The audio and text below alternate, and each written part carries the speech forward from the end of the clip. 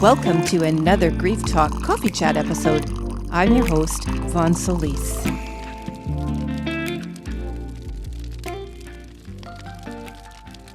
So welcome to another Divine Healing Coaching episode.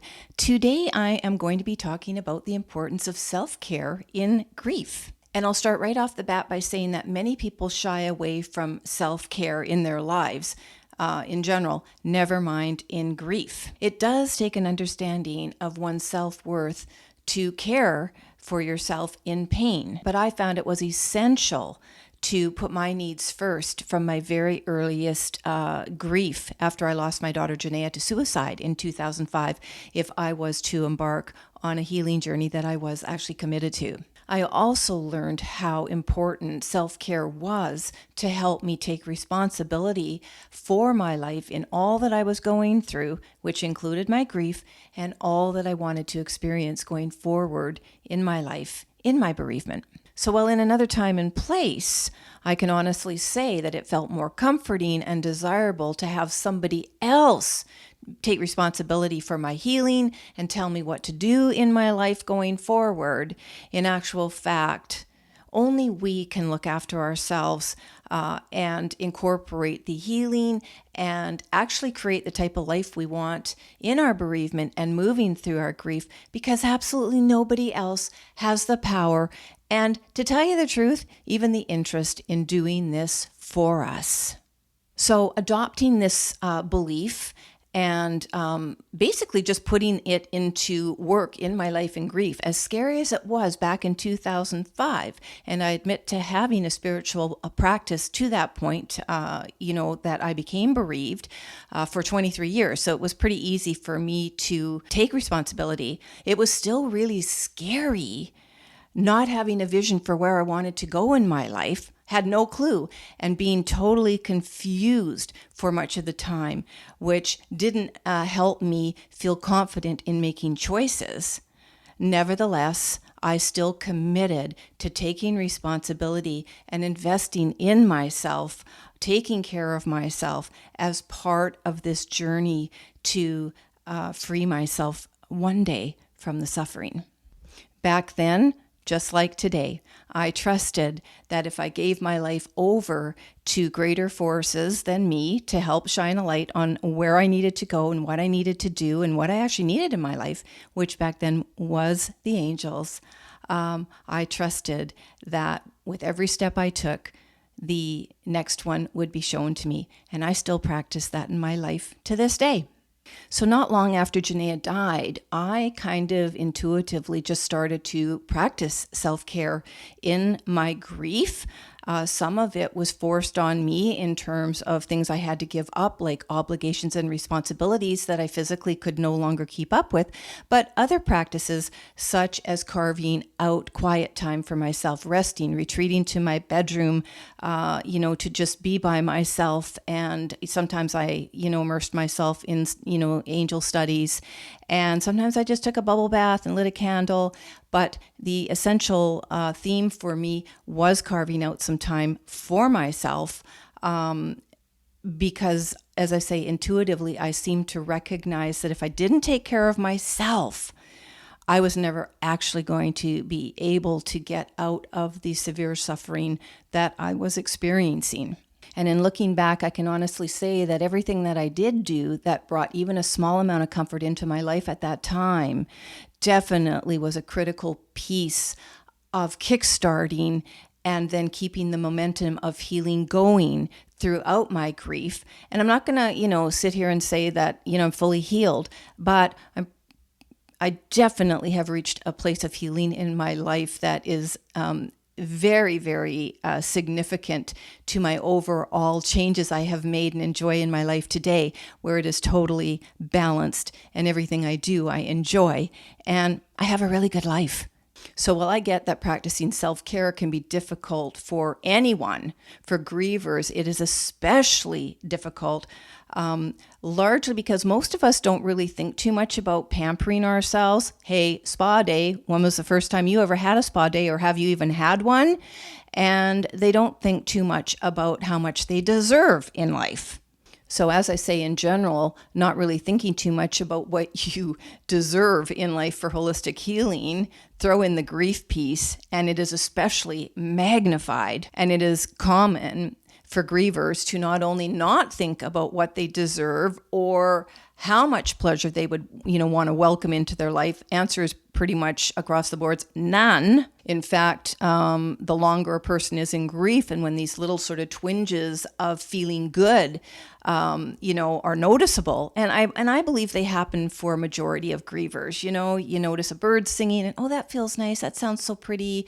The warmth of the sun on your face. Oh, that feels really good. You whistle a tune. These are some of the things that were, sort of early signs of pleasure for me, and our natural instinct, depending on how intense our grief is and how much guilt and remorse we feel in our bereavement, but these things can feel scary, and we want to reject them because we don't want to allow ourselves to feel any pleasure or goodness. And that is pretty common in grief. So basically, feeling guilt and remorse and, shame, overwhelming shame for not being able to save our loved one who has died. And this is especially true for bereaved parents, right? Can trap us in a pattern of self-punishment. Punishment can feel better than, goodness, for sure, and for a really long time in grief. And it is a cycle that can be very, very difficult to get out of. I think largely this is partly because we don't really even realize we're punishing ourselves. And secondly, because pain can become our best friend and feel better than the love and compassion that we really actually do need to acquire for ourselves if we're going to heal in our grief, and for some people completely from their grief. But here's the thing: in order to heal authentically, you need to start with a practice of self-care. Nurturing your body, mind, and spirit helps to actually break the pain cycle that is so essential to, as I say, kickstart and then keep this momentum of healing going, even if it's like super minuscule on a daily basis, just something that helps us feel a little tiny bit better than the way we want to be feeling at any given moment throughout that day. The moment that you welcome anything positive into your life, anything that feels, as I say, just this little bit better than what we're feeling in that moment, that contributes to the overall transformation we ultimately experience over a number of years, really, that becomes a journey of holistic healing. Something that is really essential to any healing, but especially in grief, is feeling comforted, loved, and supported. But again, the more that you can feel this and demonstrate this for yourself, the more that you will heal.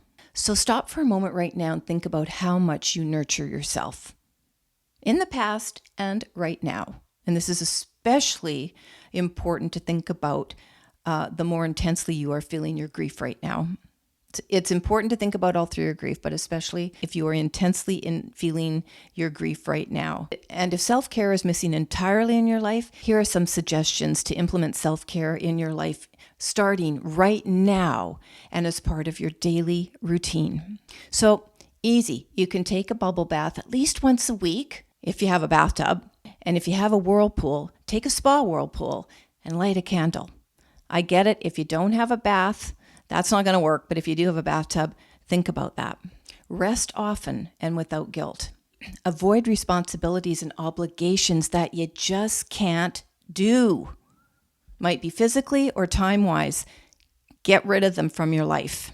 Ask for help when you need it. Give yourself permission to grieve and grieve openly if you have to. Always be honest with yourself about what you are thinking and feeling in your grief. And lastly, learn to say no. Now, I want to go back just really quickly to this grieving openly when and if you can. So you might go, no, I don't want to do that. Well, here's the thing. When my daughter Janaea died, I I would go shopping at the grocery store, and I've heard this from many bereaved people. And as I was walking down aisles and I would see her favorite foods, I literally started sobbing. And I was like frozen in place, just having this absolute attack of pain, and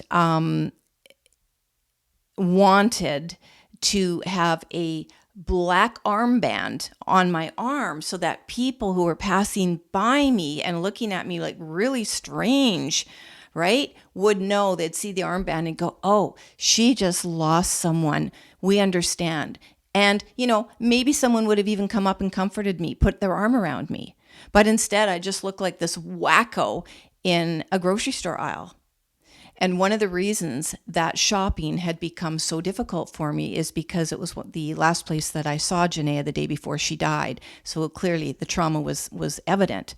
So I had to give up shopping and turn that responsibility over to my husband, and he did that for years. So I didn't have to go in a grocery store. So that's what I'm talking about when this grief just overwhelms you and you put this mask on and you try not to show any feeling. Sometimes you just got to let the emotions out unapologetically. That is part of self-care.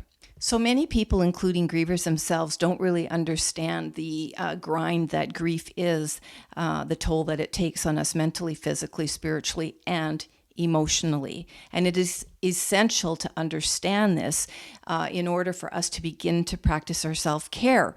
We need to kind of know what we need in that moment to nurture it. Living with constant mental and emotional and physical pain takes its toll on us, and I think makes us really susceptible to fatigue, chronic illness, depression, anxiety, stress, and plain just wears the body down. And while any kind of suffering takes its toll on anybody, I think that grievers are especially vulnerable to all sorts of afflictions that can cause health problems. So as a griever, it is essential that you remain vigilant to any signs that you might be in a health crisis or a health scare and seek medical attention immediately. Be vigilant about your ongoing self-care that will help you notice these signs and question what may be wrong with you or what you are actually going through. In the next coaching episode, I'm going to be talking about abundance in grief. And I have come to understand that if we don't practice self-care, we can't really embrace and appreciate the goodness that we may want in our life now and going forward. And this is applicable to absolutely every area of our life. This means expressing love for ourselves, feeling forgiveness for ourselves, and providing the nurturing that we need to embrace the goodness that we do want to bring back into our life, if not now, then one day. For now, just consider how willing you are to embrace love and forgiveness for yourself, and how open you might be to one day entertaining the idea of bringing goodness into your life by appreciating all that you have been through, all that you have survived, and all that you may want to experience as part of thriving once again. And again, as I say, if not now, then one day in the future.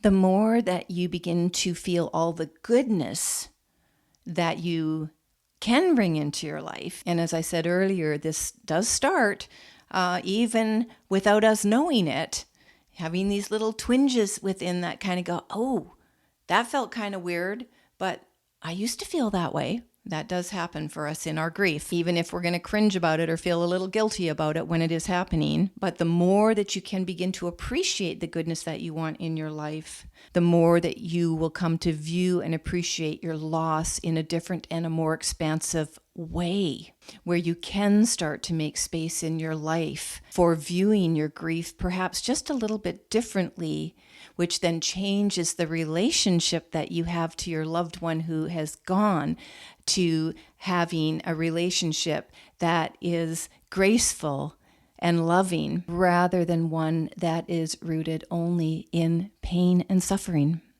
And any amount of self-care that you can give yourself starting right now will help you with this overall transformation. So Take care, love yourself, forgive yourself. Until next time, thanks for watching. Thanks for listening.